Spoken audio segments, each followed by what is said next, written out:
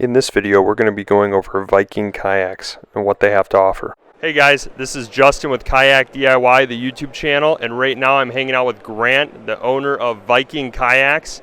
So Viking kayaks are something I wanted to get you guys some information on. As you guys know, I lived in Iowa. I didn't have a lot of opportunities to be able to get out on these.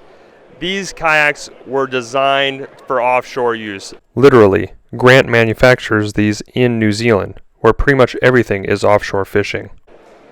So Grant here was giving me kind of the rundown on their product.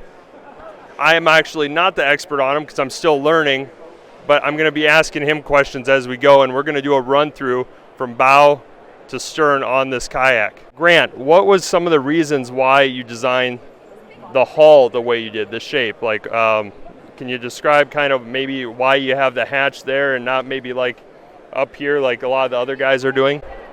One of the reasons for that is we wanted a hatch that was accessible from the cockpit. So if you're coming back into shore, there's a big surf or anything like that, you want to break down your two-piece rods, you can do all that. As you can see, the length of that, you can put your two-piece rods right through there. Guys using long dive fins, camping gear and all that, it's much easier with the hatchet there rather than up in the top here. So, and also it means absolutely no leakage through that hatch. Hatches up the top here are prone to leakage because of course the surf, about waves and everything going across it. The actual hull design itself, the key factors you're looking for anything getting used offshore is you want low windage, low center of gravity, so you can keep the kayak reasonably narrow but still attain really good stability, which is what we've done here.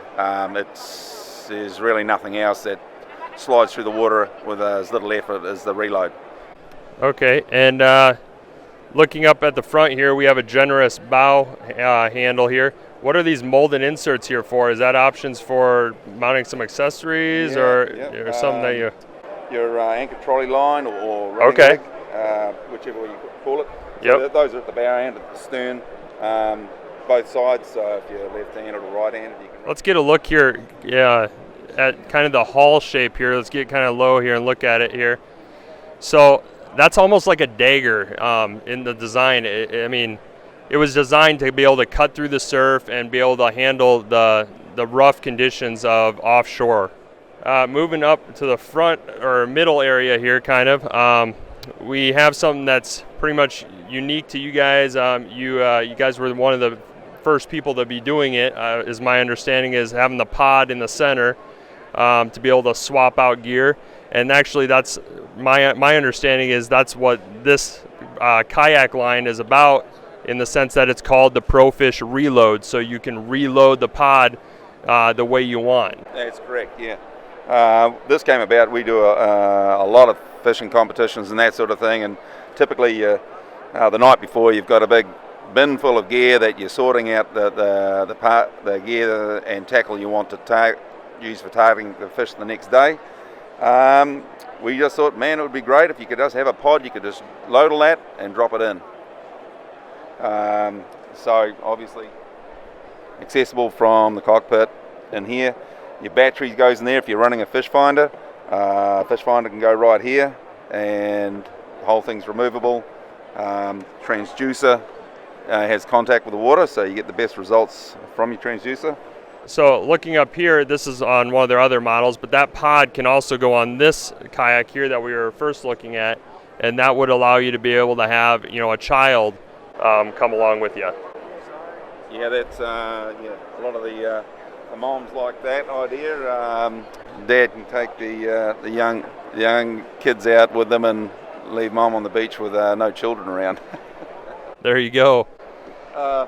Moving back here to the seating area, this is something we paid a lot of attention to. Typically, when you're trying to get a kayak with a low center of gravity to get the performance out of it, you end up with quite a flat area for the seat. If you're in the kayak for 3 or 4 hours, you can get quite a sore backside from that.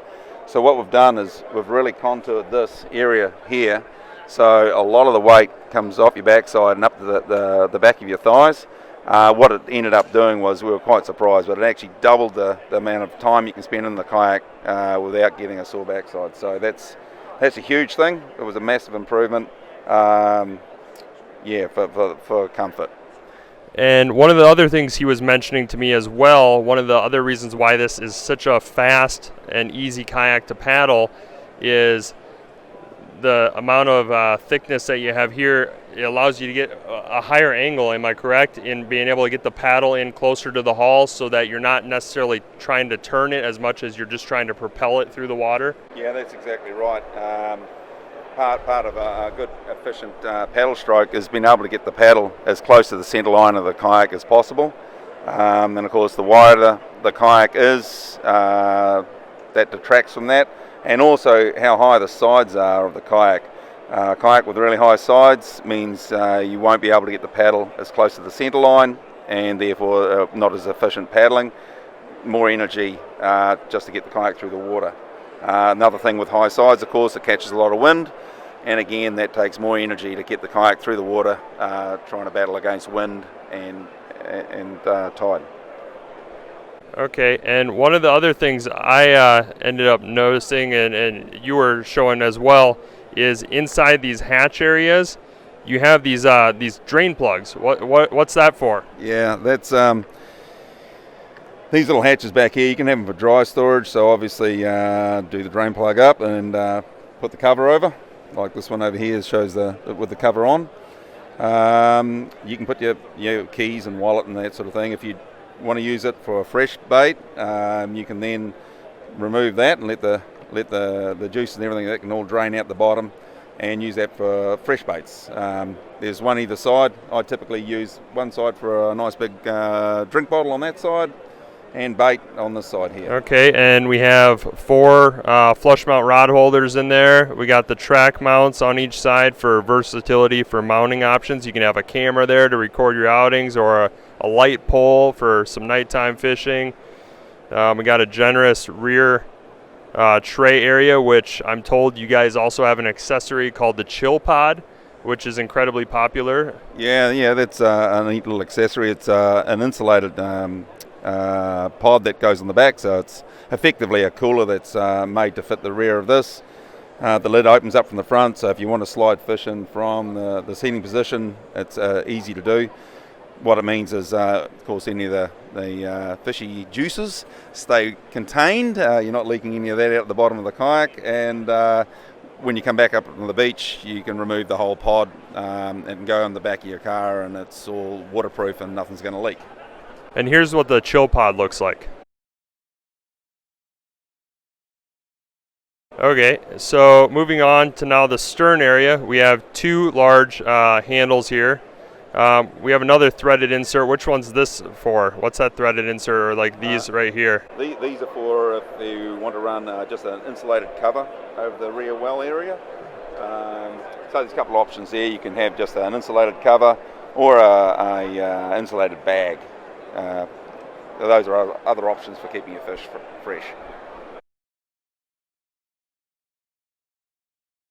Okay, and we got a Railblaza starport here on the back. Railblaza, great products. Yep. This one here you can use as a safety flag, night light, that sort of thing.